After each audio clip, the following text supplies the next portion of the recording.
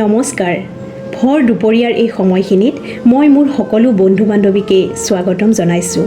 আশা কৰোঁ সকলোৱে যাতে ভালেই কুশলে আছে। ভৰ দুপৰীয়াৰ প্ৰতিটো খণ্ডত মই আপোনালোকক এটি কাহিনী শুনাম। আচলতে এইবোৰ কাহিনী নহয়, আমাৰ সমাজত থকা কিছুমান মানুহৰ জীৱন সংগ্ৰাম। বলক তেন্তে আমি কাহিনীটোৰ মাজলৈ যাওঁ। 2006 চনৰ এটা গাৰ নোম শিয়ৰি উঠা ঘটনাই সমগ্ৰ ভাৰতবৰ্ষত তোৰপাল লগাইছিল। আজিৰ এই কাহিনীটো মহাৰাষ্ট্ৰৰ ভাণ্ডাৰা জিলাৰ অন্তৰ্গত খেৰলাঞ্জি নামৰ অতি ভিতৰুৱা আৰু পিছপৰা গাঁও এখনৰ। এই খেৰলাঞ্জি নামৰ গাঁওখনৰ নাম হয়তো মহাৰাষ্ট্ৰৰে বহু সংখ্যক মানুহে জনা নাছিল। কিন্তু 2006 চনত ঘটি যোৱা অতি ভয়ানক ঘটনাটোৰ বাবে সমগ্ৰ ভাৰতবাসীয়ে এই গাঁওখনৰ বিষয়ে জনজাত হৈছিল। কাহিনীটোৰ আৰম্ভণি হৈছিল উচ্চ নিচ, জাত-পাত, ধনী দুখীয়া এইবোৰক সূত্ৰ কৰি। আমি যে চিনেমা কাহিনীবোৰত দেখা পাওঁ, জাত-পাত, ধনী দুখীয়াৰ মাজত ভেদাভেদ। একেখন গাঁৱতে উচ্চ জাতিৰ বাবে এটা কুঁৱা থাকে আৰু নিজ জাতিৰ মানুহে পানীৰ পিয়াহত মৰিলেও উচ্চ জাতিৰ কুঁৱাটোৰ পৰা পানী আনিব নোৱাৰে, কুঁৱাটো চুব নোৱাৰে। এইবোৰ কাহিনীত আচলতে সমাজৰ এটি বাস্তৱ ৰূপ দাঙি ধৰা হয়। খেৰলাঞ্জি গাঁৱত এটা অতি দুখীয়া আৰু নিজ জাতৰ পৰিয়াল আছিল। পৰিয়ালটোত আছিল ভাইলাল বুলি মানুহজন আৰু তেখেতৰ পত্নী সুৰেখা, বয়স 44 বছৰ। তেওঁলোকৰ এজনী ছোৱালী আছিল, নাম প্ৰিয়ংকা, বয়স 17 বছৰ। দুজন ল'ৰা ক্ৰমে ৰোশন আৰু সুধীৰ, দুয়োৰো বয়স, এজনৰ 19 বছৰ আৰু আনজনৰ 21 বছৰ। এই পৰিয়ালটোৰ আশে-পাশে থকা মানুহখিনিও অতি দুখীয়া আৰু নিজ জাতৰ আছিল। সেই একেখন গাঁৱতে উচ্চ জাতিৰ মানুহো আছিল। এই দুখীয়া আৰু নিজ জাতৰ মানুহখিনিক সা-সুবিধাবোৰৰ পৰা বঞ্চিত কৰি ৰাখিছিল উচ্চ জাতৰ মানুহখিনিয়ে। জাত-পাতৰ নামত এচাম মানুহে সহজ সৰল মানুহৰ ওপৰত নানা ধৰণৰ অত্যাচাৰ চলাই আহিছিল পূৰ্বৰে পৰা। এবাৰ সেই গাঁওখনত মাটি-বাৰীক লৈ উচ্চ জাত আৰু নিজ জাতৰ মাজত কাজিয়া লাগিল। এই কাজিয়াত ভাইলাল নামৰ ব্যক্তিজনে নিজৰ জাতৰ হৈ মাত মাতিছিল আৰু পঞ্চায়তত সাক্ষী দিছিল। তেতিয়াৰ পৰাই উচ্চ জাতৰ মানুহখিনিয়ে সহজ সৰল ভৈয়ালালক মিছা সাক্ষী দিয়া বুলি সমাজৰ আগত ক'বলৈ হেঁচা দি আহিছিল। ভৈয়ালালৰ এই দুখীয়া পৰিয়ালটোক নানান ধৰণে ধমকিও দিবলৈ আৰম্ভ কৰিছিল। কিন্তু ভৈয়ালালে এই ধমকিক ভয় কৰা নাছিল, কাৰণ নিজৰ জাতটোৰ হৈ তেওঁ সত্য কথাত সাক্ষী দিছিল। তেওঁ হয়তো ভাবিছিল, মোৰ এটা সাক্ষীৰ বাবে যদি গোটেই জাতটোৰ উপকাৰ হয়, মই ভয় খোৱাৰ কোনো কথা নাই। কিন্তু ভৈয়ালালে হয়তো সপোনতো ভবা নাছিল যে তেওঁৰ এটা সাক্ষীৰ বাবে তেওঁৰ পৰিয়ালটোৰ লগত কি ভয়ানক কাণ্ড সংঘটিত হ'ব পাৰে। উচ্চ জাতৰ মানুহবোৰ প্ৰচুৰ পৰিমাণে ধনী আছিল। ডাঙৰ ডাঙৰ পলিটিচিয়ানবোৰৰ লগত চিনাকি আছিল। নিজৰ নিজৰ থানাৰ পুলিচ বিষয়াবোৰো হাতৰ মুঠিত আছিল। চিনেমাৰ দৰে গুণ্ডা বাহিনীও পুহি ৰাখিছিল। এদিন ভৈয়ালাল কিবা কামৰ বাবে ঘৰৰ পৰা বাহিৰত আছিল। ঘৰত পত্নীৰ লগত তিনিওটা ল'ৰা-ছোৱালী আছিল। তেনেতে ভৈয়ালালৰ ঘৰলৈ প্ৰায় 50-60 জনৰ গেং এটাই হাতত দা কুঠাৰ, চাইকেলৰ চেইন, প্ৰকাণ্ড টাঙোন হাতত লৈ পত্নীক আৰু তিনিওটা ল'ৰা-ছোৱালীক ঘৰৰ পৰা উলিয়াই আনিলে।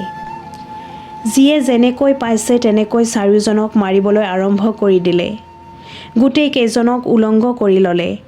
ভৈয়ালালৰ পত্নী আৰু ছোৱালীজনীক সেই দলটোৱে সকলোৰে আগত দলবদ্ধ ধৰ্ষণ কৰিলে। দুয়োজন পুতেকৰ চকুৰ আগত মাক আৰু ভনীয়েকৰ এই অৱস্থা দেখিও সিহঁত নিৰুপায় আছিল। গাঁৱৰ মানুহে নিজৰ প্ৰাণৰ ভয়ত এই উদণ্ড দলটোক হকা-বধা কৰিব পৰা নাছিল।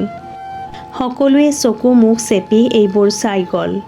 মাক জীয়েকক আগেয়ে ধৰ্ষণ কৰিলে আৰু তাৰ পিছত মৰাকৈ মাৰিলে। দুয়োজন পুতেকক সেই 50-60 জনীয়া দলটোৱে প্ৰথমে হেঁপাহ পলুৱাই মাৰধৰ কৰিলে আৰু পিছত জীয়াই কাটি টুকুৰা কৰিলে। শেষত গোটেই কেইজনক মৃতদেহকেইটা টানি চোঁচৰাই নি জংঘলৰ মাজত পেলাই থৈ গ'ল। এই দৃশ্য দেখি নিজ জাতৰ মানুহখিনিৰ মুখৰ মাত, পেটৰ ভাত হেৰাই গ'ল। নিজৰ জাতৰ হৈ এষাৰ মাত মাতি ভৈয়ালালৰ পৰিয়াল আজি এই অৱস্থা হ'ল। ভৈয়ালালে দূৰতে এই খবৰ পালে। মানুহজন পাগলৰ দৰে হৈ গ'ল। মৰমৰ পত্নী আৰু সন্তান কেইটিৰ মানুহে মাৰি পেলোৱাৰ কথা কেনেকৈ শুনিব পাৰে বাৰু? কিন্তু নিজৰ ঘৰখনলৈ ঘূৰি আহিবও পৰা নাই, কাৰণ ঘূৰি আহিলে তেওঁকো মাৰি পেলাব। ২-৪জনৰ সহায়ত ভয়ে ভয়ে থানাত এজাহাৰ দিবলৈ গ'ল। যদিও থানাৰ পুলিচে এই কেছটোক অলপো গুৰুত্ব নিদিলে, কাৰণ থানাখনো উচ্চজাতৰ মানুহৰ হাতৰ মুঠিত আছিল। লোকেল নিউজ পেপাৰবোৰতো এই ঘটনাৰ প্ৰচাৰ কৰা হোৱা নাছিল। দুখীয়া মানুহৰ যেন জীৱনৰ কোনো মূল্যই নাই। পুলিচে কেৱল ৪টা মৃতদেহ তাত পৰি থকা বুলি গম পায় মৃতদেহ কেইটা আনি পোষ্টমৰ্টেম কৰিবলৈ পঠাই দিয়ে। কিন্তু পোষ্টমৰ্টেমৰ ৰিপৰ্ট কি আহিল বা এই ঘটনা কেনেকৈ সংঘটিত হ'ল তাৰ একো তদন্ত নকৰিলে। গাঁৱৰ মানুহো নিমাত, পুলিচ প্ৰশাসনো নিমাত। প্ৰায় ১ মাহলৈ এই ঘটনাৰ কথা কোনেও গম নোপোৱাৰ দৰে। ভৈয়ালালৰ পৰিয়ালটোৰ বাবে কোনেও আগবাঢ়ি অহা নাই। কিন্তু ভৈয়ালালে কেনেকৈ পাহৰিব? ডেকা ল'ৰা দুজন, বিয়া দিব পৰা হোৱা ছোৱালীজনী, মৰমৰ পত্নীক নৰপিশাচৰ দলটোৱে সানি খুচি ধৰ্ষণ কৰি দাৰে খপিয়াই মাৰি পেলোৱাটো। ভৈয়ালালে হাৰ মনা নাছিল। সকলোৰে ভৰি হাতে ধৰি এই ঘটনাৰ উচিত বিচাৰ বিচাৰিছিল। ভৈয়ালাল আৰু দুজনমান মানুহৰ চেষ্টাত এই ঘটনাটো এখন বাতৰি কাকতত প্ৰচাৰ কৰিলে। এই বাতৰি প্ৰচাৰ হোৱাৰ লগে লগে নিজ জাতৰ মানুহে ঠায়ে ঠায়ে ধৰ্ণা প্ৰদৰ্শন কৰিলে। কিছুমান ৰাজনৈতিক দলো এই ঘটনাৰ সপক্ষে নামি পৰিল। বাতৰি কাকত, নিউজ চেনেলবোৰেও এই বিষয়টোৰ ওপৰত প্ৰচাৰ কৰিবলৈ ধৰিলে।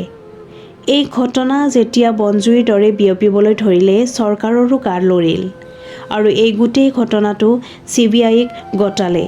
CBIয়ে এই সমগ্ৰ ঘটনাটো খুটি-নাটি মাৰি তদন্ত কৰিবলৈ ধৰিলে। CBIৰ তদন্তত সেই নৰপিশাচৰ দলটোৰ মুঠ ৩৭জন লোক ধৰা পৰিল। কিন্তু এয়া এক হত্যাকাণ্ড বুলিহে ক'লে। দলবদ্ধ ধৰ্ষণৰ কোনো উল্লেখ নাছিল, কাৰণ পোষ্টমৰ্টেম কৰা ডক্টৰক পইচা পাতি দি ৰিপৰ্টটো সলনি কৰা হৈছিল। কিন্তু ৰাইজে নখ জোকাৰিলে নৈ বোৱাৰ দৰে গাঁৱৰ মানুহে নিজ চকুৰ আগত ভৈয়ালালৰ পত্নী আৰু ছোৱালীজনীক নৰপিশাচৰ দলটোৱে কৰা ধৰ্ষণৰ সাক্ষী দিয়াৰ ফলত আদালতে তাৰে ৬জনক ফাঁচী আৰু ২জনক যাৱজ্জীৱন কাৰাদণ্ড দিলে। এই ৰায় আছিল লোৱেৰ কোৰ্টৰ। ফাঁচীৰ আদেশ পোৱা ৬জনে মৃত্যুৰ পৰা বাচিবলৈ এই কেছটো হাইকোৰ্টত আপিল কৰিলে। হাইকোৰ্টে ৬জনকে ফাঁচীৰ পৰিৱৰ্তে যাৱজ্জীৱন কাৰাদণ্ডৰ ৰায় দিলে। কিন্তু এতিয়াও এই কেছটো সুপ্ৰিম কোৰ্টত চলি আছে। সুপ্ৰিম কোৰ্টে কি ৰায় দিয়ে সেয়া এতিয়াও আহি পৰা নাই। কিন্তু নিজৰ পত্নী আৰু সন্তানৰ হত্যাকাৰীক সুপ্ৰিম কোৰ্টে কি শাস্তি বিহিব সেয়া শুনিবলৈ ভৈয়ালাল এই পৃথিৱীত নাই। ২০০৬ চনৰ ছেপ্টেম্বৰ মাহৰ পৰা নিজৰ পৰিয়ালটোৰ হৈ হাবাথুৰি খাই থকা মানুহজন ২ বছৰ আগত হাৰ্ট এটাক আহি শেষ নিশ্বাস ত্যাগ কৰিছিল। জাত-পাত, উচ্চ-নীচ, ধনী-দুখীয়া এইবোৰৰ ভেদাভেদে কাঢ়ি লৈ গ'ল ভৈয়ালালৰ সুখৰ সংসাৰখন। ভৰ দুপৰীয়াত আজিৰ এই কাহিনীটো ইমানতে শেষ কৰিলোঁ।